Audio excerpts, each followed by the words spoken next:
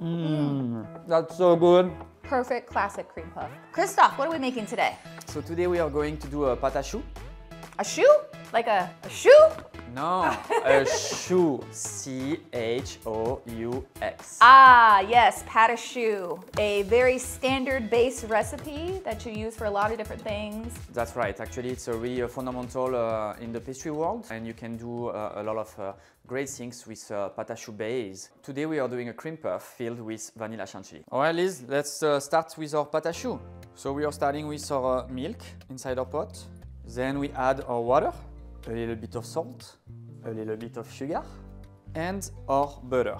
We are using a European butter, which is 82% fat content. So it's nice, rich, low water content butter. More flavor. Let's turn on the heat to medium heat, and we're going to bring everything to a boil. Okay. So the idea of making a pâte à choux, what we are looking for right now is to melt our butter and bring all the liquid to a boil. And ideally, it will be great to reach the boiling process and the same time of the melting process of the butter. So if your liquid starts to boil, but your butter is not completely melted, I will recommend to put it on the side and just leave the butter melt. Once the butter is melted, go back to the stove and boil it again. Everything needs to boil and melted on the same time. So now our milk and water is boiling. We're going to add our flour. So we turn off our stove, all the flour in once, and then we mix, mix, mix. Boom, boom, boom. Bada boom! Yeah. Wow, that gets really thick. So it's better to have the flour sifted. That will avoid to have lumps inside your pâte à choux.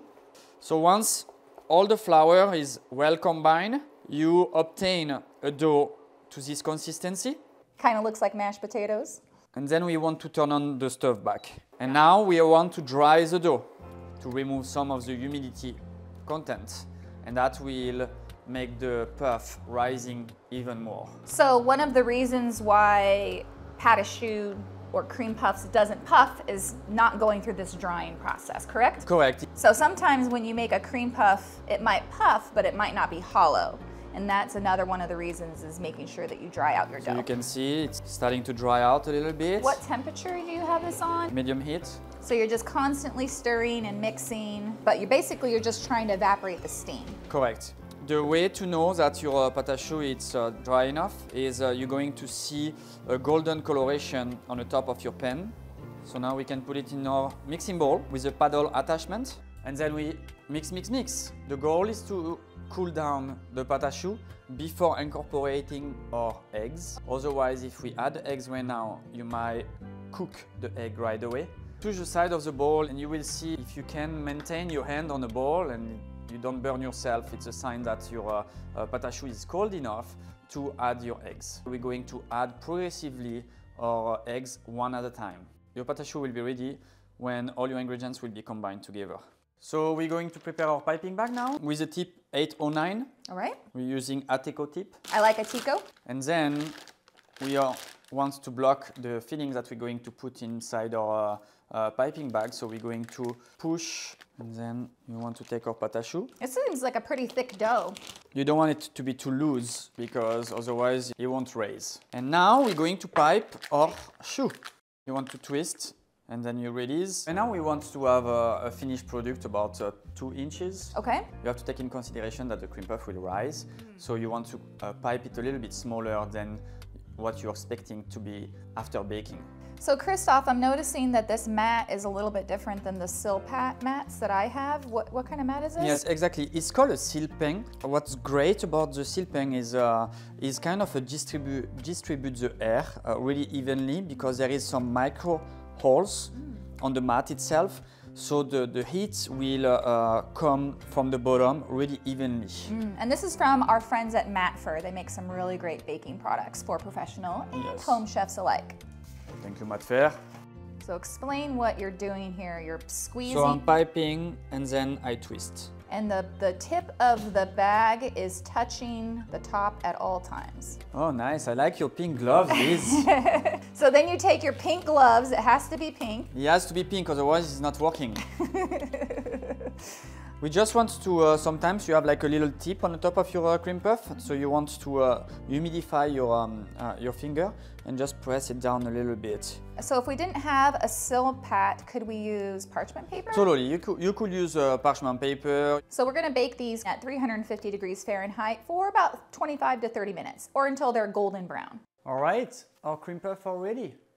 So if I was making like 100 of these, you know, for a wedding or for a croquembouche, yes. Can I make these in advance? Would they be okay, or are they gonna get soggy? That's a really good question, actually. So you could pipe your pâte à choux, put it in a freezer, and keep it for about a week or two. And whenever you need to bake your cream puff, then you take them out from the freezer, you tray them up, let them thaw out, and then you can bake them. And you can also freeze them after they're baked, but they will lose that crispness unless you refresh them in the oven for 5 minutes at 350 degrees. That's right. But yes. It's easier to just freeze the dough itself because then you don't have to refresh them. What you don't want to do is fill them and then keep them in the fridge for a couple days, right? Correct, because that will change the texture. The product is not going to spoil, but the outside of your cream puff will be all soft. The idea of a cream puff is to have really crunchy part, and then you bite into the creaminess of the filling. Okay, now we're going to make the whipped cream. We're going to scrape our vanilla bean first, right in the middle, and then we remove the seeds from the bean. And what happens if I can't find a vanilla bean? You can put vanilla extract, you can leave it plain. Now we have the beans. We add the beans to the cream. So now we want to mix, mix, mix. And then we're going to strain our cream over a chinois. A chinois is just a fine mesh strainer. And this is going to catch all of the fibers from the vanilla bean pod, but let the seeds go through? Yes. And then we add our powdered sugar into our cream to whip it. Mix, mix, mix, medium speed. Our chantilly is ready, Liz. Beautiful. Nice firm peaks. Then we prepare our piping bag with a start tip of 13 mm. We want to push the plastic inside our piping tip to avoid the chantilly to leak out. All right, so Liz, now we waited for about 30 minutes that our cream puff are cooled down, because if they're a little bit warm, the chantilly is going to melt.